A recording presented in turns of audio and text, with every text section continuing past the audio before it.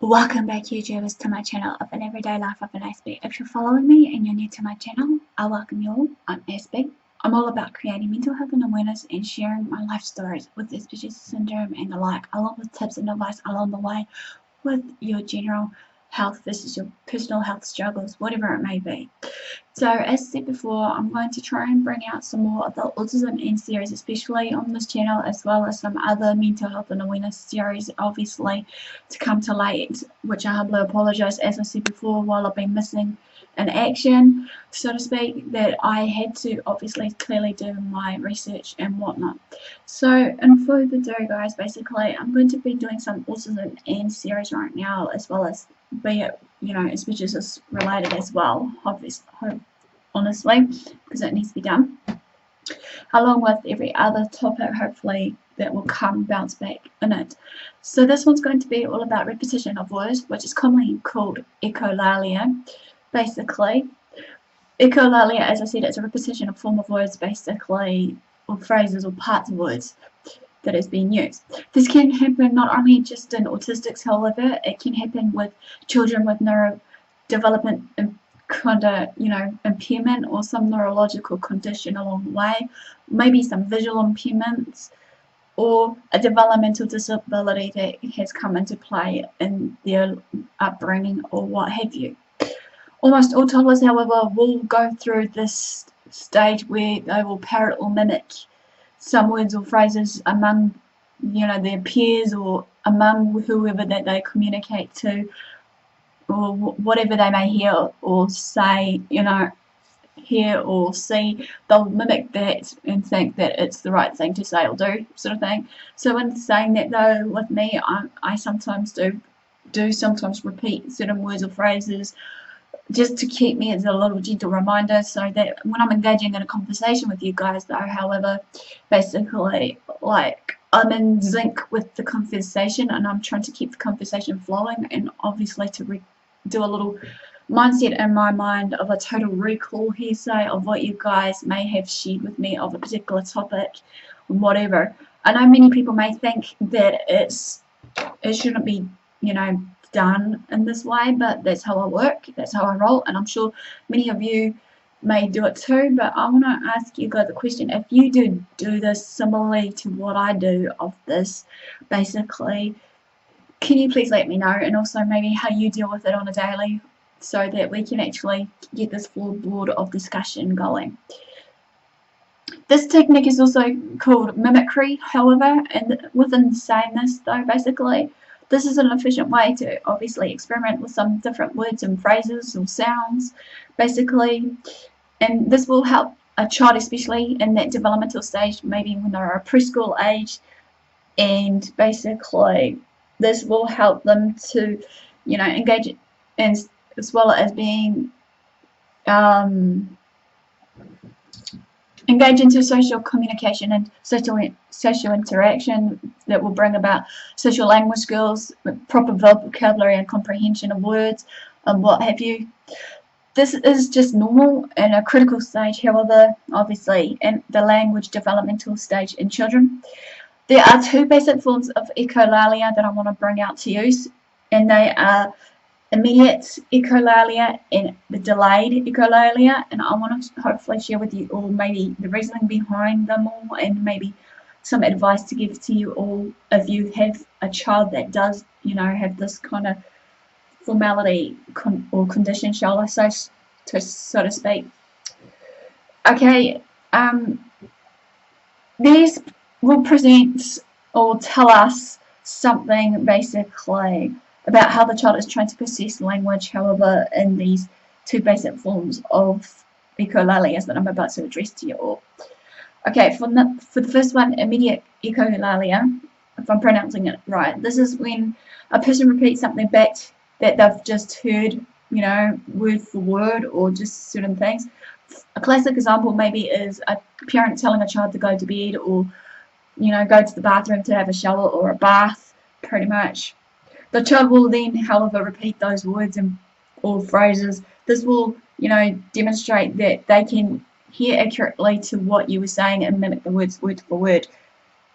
And will do and relevantly show or physically produce speech, and then can remember long enough to reproduce those sounds, words, and whatever else that they heard from you. The reasoning behind echolalia, however, some adults with autism may explain it as that this is a type of way of communicating. I heard what you said and I'm still processing it. In other words, I'm one of them, obviously. I do hear what you say. Sometimes even if I do read it between the lines and whatnot, and I may be processing it in a different form manner. This is an attempt to remain in a conversation with you all, however, and given an on-topic answer before the meaning of the conversation is fully grasped and understood. However, this is really down to what happens with me 9 times out of 10. One way to increase the level of comprehension during our conversation, however, is to offer visual and tactile supports, or to even involve as many senses as possible, be it the sight, smell, taste, and whatnot, basically with your 5 classic senses. In this immediate echolalia, however, there is a desire for communication that will occur when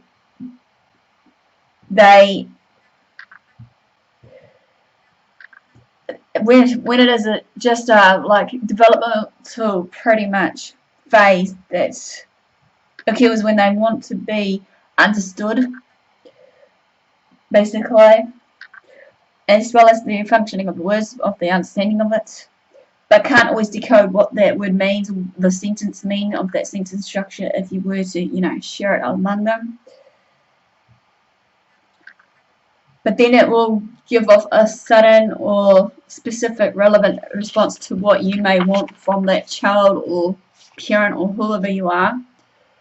It's important to realize, though, however, that with immediate echolalia, however, this is representing an inclusion in,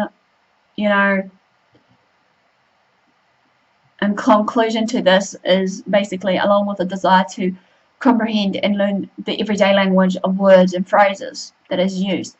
On the other hand, however, delayed echolalia, many people like to memorize and recite catchphrases, hearsay, or even sometimes whole paragraphs, or even perhaps like maybe recite some words from a particular play, or they may know word for word of a particular, song, however, or even Bible verses and the like. This is widely accepted social behavior if it's used in the right appropriate way, pretty much, for this particular paraphrases that they use in a social context. Delayed echolalia, however, is the repetition of phrases after a period of time. However, sometimes it can last for several minutes, some can last over a year, in respect of what was said and done, pretty much of that phrase that was originally heard, and they'll repeat it. May pop up any time in place, however. The possible reasonings behind this one is 1. Self-simulatory behavior. So the sole purpose on this is satisfying the speaker.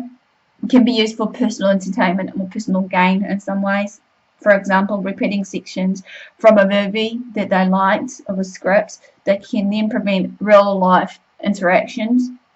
Number 2, communicating the actual mood, which I mean here, this can be used in repeated words with moods or feelings which the child will initiate and actually, imitate what was said, basically, and, listen out to your tones of voice in reaction to what you're saying in those words, And number 3, a day in the review. What I mean here, this one is a way to process certain memories that may come up to the surface of the mind.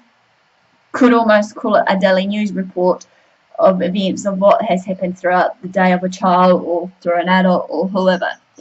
So this basically quickly a quick short overview of autism and Asperger's repetition of words, echolalia. Give me the thumbs up for support, comment below. Feel free to also, as I said before, to comment below if you do anything like that, repetition of words and whatever, and how you go about it, so we can learn from each other and hopefully create more of an understanding outside the autistic community. Feel free to follow me on my social media stuff if you haven't done so. Feel free to basically subscribe to my channel if you haven't done so, if you would like to join me on my journey as well as being part of my YouTube family. And also the guys, share these videos around, do what you love what you do. Until next time, Aspie signing out, and I'll see you again soon.